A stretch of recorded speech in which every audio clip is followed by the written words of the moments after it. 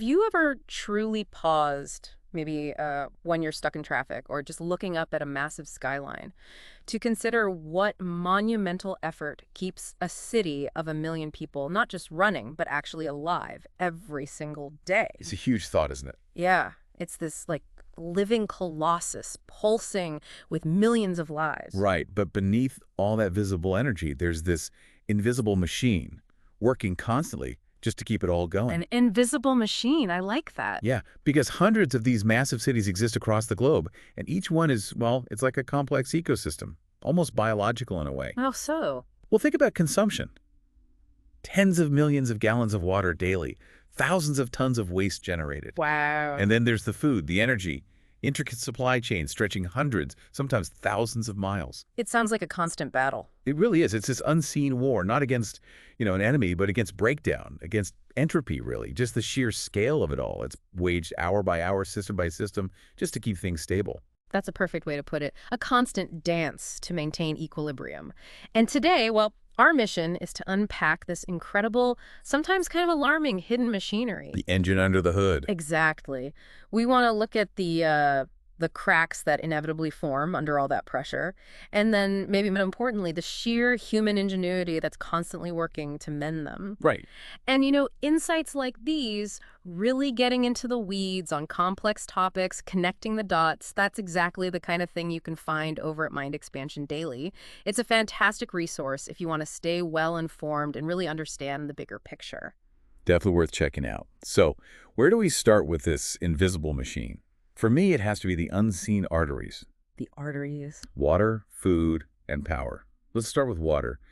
It is, without question, the city's lifeblood. Makes sense. Consider this. Each resident, on average, uses something like 30 to 50 gallons daily. For everything, drinking, cooking, cleaning, you name it. Okay, 30 to 50 gallons per person. Now multiply that by 1 million people. That's 30 to 50 million gallons every single day. Exactly, an astonishing amount. That volume is just mind-boggling. And like you said, it's not just sitting there. This water has to come from somewhere, right? Yeah. Often distant rivers or deep aquifers. And travel through miles and miles of pipes. Yeah. Infrastructure that's often, well, getting pretty old. And that's where the problems start, I imagine. That's a big part of it. What's truly unsettling is how much of that treated water never even makes it to a tap. You mean leaks? Huge leaks. A 2024 report from the American Water Works Association estimated that, get this, 20 to 40% of treated water is lost. Just gone. 20 to 40%, that can't be right. It is. Think about Los Angeles. They estimate about 90 million gallons leak out daily. 90 million. Yeah. Enough to fill, 136 Olympic swimming pools every day. That's just, wow. It's like pouring resources straight down the drain. Precisely. And it's not just the loss, the waste. There's the constant risk of contamination, too. Right, because the pipes are old, the treatment plants are strained. Exactly. Many of these systems are decades old. They struggle to keep up, and even small failures can have terrible consequences. Like Flint. Flint, Michigan, back in 2014. A tragic example of system failure leading to widespread lead contamination. It's a really stark reminder that this invisible machine isn't just about quantity. Quality and safety are critical. Okay, so water is critical but leaky. Let's pivot then from water flow to nourishment. Feeding a city this size. That must be another huge puzzle. Monumental. 1 million people need something like 2,000 to 3,000 tons of food every single day. Tons. 2 to 3,000 tons. Yep. And obviously, that's not grown in a park downtown. It comes via these incredibly complex, just-in-time supply chains. Just in time. Sounds efficient. It is very efficient. It means very little stock is held in reserve locally, in warehouses or stores. But there's always a but. It makes the whole system incredibly vulnerable to disruption. Ah, okay. Because there's no buffer. Exactly. We saw that really clearly back in 2023. There was a dock worker strikeout in California. I remember that. And within 72 hours, just 3 days, shelves in many stores were starting to look bare. 72 hours. That's fast. It was a sudden, sharp reminder of just how thin that margin is. One hiccup, one delay in that constant flow, and the city feels it almost immediately. Okay, water, food. What's the third artery? Power. The electricity grids. These are like the city's nervous system. Powering everything. Yeah. Hospitals, homes, traffic lights, industry. Everything. But these grids are fragile, too. not just from big events like storms, so that's part of it. What else, then? Think about the demand spikes in dense urban areas. Everyone turning on air conditioning at once, for example, and how every single piece from a power plant may be hundreds of miles away, down to a local transformer on your street, is connected. It's all interdependent. Highly interdependent. A failure anywhere can ripple through the system, a cascade effect. Like Texas in 2021. That's the perfect example. The winter storm triggered it, but the blackout showed the system's vulnerability. It wasn't just a few lights flickering. 4.5 million homes lost power, some for days. 4.5 million. So yeah, you connect these threads, water, food, power, they really do form this invisible machine. And honestly, despite its efficiency, it often feels like it's teetering right on the edge of chaos. It's amazing it works as well as it does, really. It truly is a marvel of logistical coordination, even right now, July 11th, 2025. Okay, so we've peeked into that silent, relentless engine, but like any machine under constant, heavy strain, this invisible apparatus, it develops cracks, right? Inevitably. And when it does, the impact isn't just technical, it ripples through daily life, often in ways we don't even connect at first. Absolutely. And nowhere is that wear and tear more obvious than, say, transportation. Traffic. The bane of urban existence. Right. The roads we have now, many were designed for populations half the size, decades ago. They just buckle under the sheer volume. Feels like it sometimes, just buckle in. And it's a massive drain. Not just frustrating, but costly. INRIX calculated that in 2023, the average U.S. commuter lost 54 hours just sitting in congestion. 54 hours, that's more than a work week. Exactly. And that translates into billions in lost productivity for cities, let alone the personal cost in time and, frankly, stress. So what about public transit? Isn't that supposed to be the solution? It should be, but it often struggles with its own immense pressures. Take New York subway. Parts of it are over a century old. Wow, 100 years. Yeah. And it faces something like a $43 billion repair backlog. That means delays, breakdowns, impacting 5.5 million riders every single day. 5.5 million people just trying to get around, that's tough. It really is. Okay, transportation strain, what other cracks are widening? Well, think about what we throw away. All that consumption leads to waste. A lot of waste. A lot. 1 million people generate maybe 2,000 to 3,000 tons of trash daily. That's a literal mountain of garbage every day. Where does it all go? That's the looming crisis. Landfills are filling up. The EPA projected that 40% of U.S. cities could face landfill shortages this year, 2025. 40%. So And- what happens then? Well, when the official systems can't cope, you get illegal dumping. And that creates huge public health risks. Poor waste management can even lead to outbreaks of diseases like cholera. It's not just unsightly, it's dangerous. Okay, that's worrying. And then there's housing. That feels like maybe the most personal crack in the system. It really hits home, literally. We're seeing this huge imbalance between supply and demand, and it's just driving costs through the roof. Making cities unaffordable for so many. Absolutely. Look at median rents. They're projected to hit $2,500 in LA, $3,200 in San Francisco by the end of this year. These figures just price out essential workers, families, young people. And this isn't just a U.S. thing, right? Not at all. It's global. UN Habitat reports that about 1 billion people worldwide live in slums, often without basic sanitation. 1 billion people. Yeah. In cities like Mumbai, for example, something like 60% of residents live in these informal settlements. It really highlights the stark inequalities that exist side by side in our big cities. You know, when you lay it all out, the traffic, the waste, the housing costs, these aren't just functional problems. They really start to erode the spirit of urban life, don't they? They absolutely do. They foster frustration, inequality, this feeling for many residents that they're constantly struggling uphill. It goes beyond efficiency. It's about basic livability, the human experience in these giant places. But cities don't just collapse under the strain, do they? There's resilience there, too. Immense resilience. Yeah. And that's thanks to incredible human ingenuity and constant adaptation. You've got urban planners, engineers, policymakers. They're the unsung architects, really, keeping these giants standing. So it's a story of problems, but also solutions. Exactly. It shows constant human problem solving in action, often under intense pressure. We innovate. Let's talk about some of those innovations. Where are cities getting it right, or at least trying to? Well, look globally. Take Mumbai, with its massive population, around 22 million people. They face terrible monsoon flooding every year. A huge challenge. But they're tackling it. They launched a $1 billion drainage overhaul in 2023, restoring floodplains, building massive new pump stations. It's a huge undertaking. $1 billion. That's serious commitment. It is. Or look at Shanghai's metro system. It moves 10 million people a day. That's an incredible feat of infrastructure that directly fights back against urban sprawl and car dependency. 10 million daily riders. Though it's fair to say, even with that amazing metro, Shanghai still struggles significantly with air pollution. It's often a balancing act.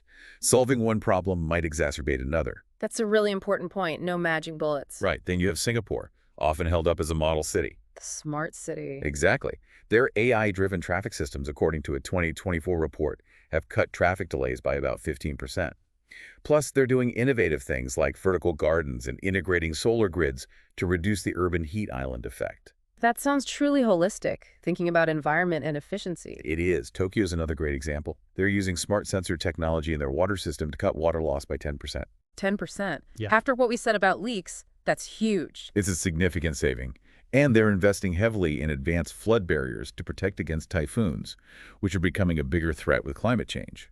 Proactive defense. And what about that mountain of waste we talked about? Any good news there? Copenhagen is a standout. They have these incredible waste-to-energy plants. One plant alone converts 440,000 tons of trash into heat and power every year. Wow, turning trash into energy? It's a model for the circular economy. Yeah. Not just disposal, but resource transformation. So these examples, they really do show that cities aren't just static victims of their problems. Not at all. They're constantly evolving, innovating, adapting, often because they have to, facing existential threats. It really is human ingenuity on a grand scale. But behind the stats and the systems, there are people, all these cracks, and even the solutions. They have a profound impact on the residents, don't they? There's a real human toll. Absolutely. It often gets lost in the big picture discussions, but it's critical. Take chronic traffic again. It's not just lost time. It's stressful. It's extremely. A 2025 study in the Journal of Urban Health linked it to a 20% increase in anxiety levels. People are literally losing mental and physical well-being, stuck in gridlock. 20% higher anxiety.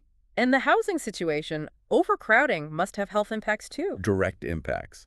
The WHO reported in 2024 that tuberculosis rates in Mumbai slums are 30% higher than the city average. 30% higher. Yeah, when you lack basic sanitation, clean air, even just space, disease spreads much more easily. It's a direct result of inadequate living conditions. And food. We talked about supply chain vulnerability. What happens when it breaks? Food insecurity spikes fast.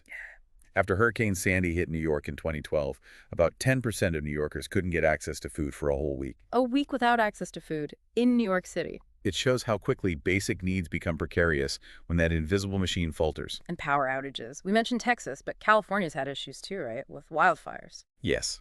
The 2020 wildfire-related blackouts there disrupted about 2 million lives. Hospitals were scrambling to keep life support going on backup generators.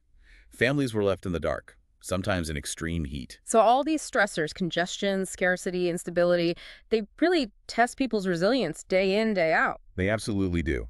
And looking ahead, cities are really at a critical crossroads. It feels like adaptation or, well, collapse isn't too strong a word for some systems under strain. The pressures are just getting more intense. Definitely. Climate change is a huge one. Rising sea levels are an existential threat for coastal cities like Miami.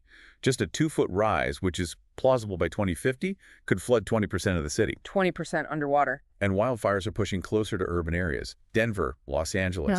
The 2024 fires cost something like $10 billion in damages in those regions alone. These aren't distant threats anymore. And more people are coming, right? Population growth is heading towards cities. Overwhelmingly. The UN projects 68% of everyone on Earth will live in cities by 2050. That's adding another 2.5 billion people to urban areas. 2.5 billion more people on top of the already strained infrastructure. Exactly. It's like trying to squeeze even more people onto that already packed subway car we talked about. Can we even afford to upgrade everything that needs fixing? That's the massive question. The funding gap is alarming. In the U.S. alone, the American Society of Civil Engineers estimated in 2024 that infrastructure needs $2 trillion over the next decade. $2 trillion. But only about $1 trillion is budgeted. So can we find the resources, the political will, to make the necessary upgrades before things reach a breaking point? The clock is definitely ticking. That is a sobering picture. The challenges are immense. But you mentioned ingenuity. Is there hope in, say, greener solutions? There absolutely is. And we Mm. see real success stories. Look at Amsterdam. They have this ambitious plan to be carbon neutral by 2025. This year. Yes, and they're making huge progress. 70% of trips there are already by bike or public transport. They've cut emissions by 40%. It shows what's possible with strong policy and citizen buy-in. 70% by biker transit. That's amazing. And it's not just top-down policy. Community efforts are vital, too. Like what? Think about Detroit's urban farming movement. It kind of grew out of necessity, but now produces around 200 tons of fresh food annually, right in the city, often in former food deserts. That's incredible. Resilience from the ground up. Exactly. Or in Lagos, Nigeria, you have community groups leading waste recycling initiatives. They're handling about 10,000 tons a year, taking pressure off the formal systems.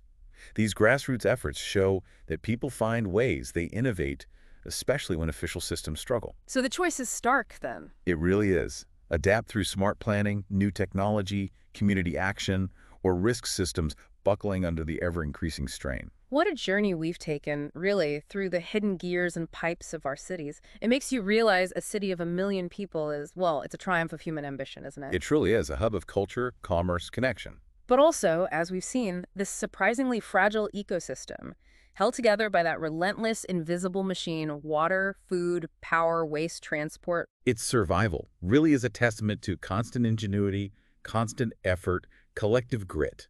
It's like this miraculous dance, really. 1 million souls kept going by an invisible army of planners, engineers, sanitation workers, delivery drivers. Everyone. So next time you're out and about in a city, maybe take a second look. Look beyond the surface chaos. Yeah, I challenge you. What's the biggest pressure point? The biggest challenge you notice in your city? Is it the traffic that drives you crazy, the overflowing bins, the power grid seeming a bit shaky sometimes? We'd genuinely love to hear your thoughts on this. If you agree with our take on how complex this all is, or maybe if you disagree, leave a comment. Let us know your perspective. Join the conversation about our shared urban future. Please do. And hey, if you found this depth dive interesting, please consider liking this video and subscribing to Mind Expansion Daily. We bring you these kinds of incredible insights regularly, digging into the topics that shape our world.